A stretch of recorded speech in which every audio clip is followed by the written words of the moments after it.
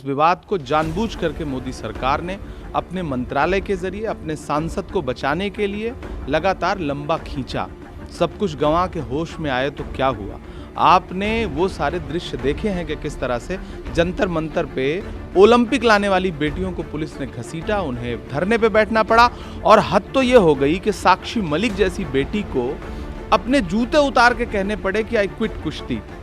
उससे भी शर्मनाक दृश्य देश ने ये देखा कि बजरंग पुनिया को अपना पद्मश्री पुरस्कार जाकर के प्रधानमंत्री की चौखट पे रख देना पड़ा कि हम इसे वापस करते हैं। तब जाकर के सरकार को अकल आई। ये बहुत ही शर्मनाक है। नरेंद्र मोदी जी जब जब देश में बेटी बचाओ बेटी पढ़ाओ का नारा लगाएंगे तब तब देश के सामने साक्षी मलिक की रोती हुई तस्वीर उभरेगी।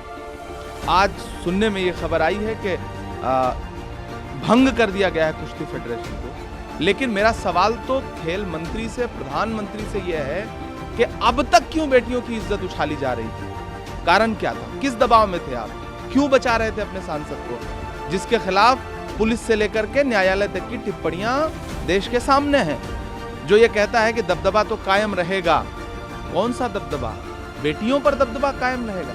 बेटियां रो रही थी और आप जो है अपने नेताओं को बचाने में लगे थे। जो कुछ घटा है इस देश में पिछले कुछ महीनों में कुश्ती के लिए बहुत शर्मनाक है, बेटियों के लिए।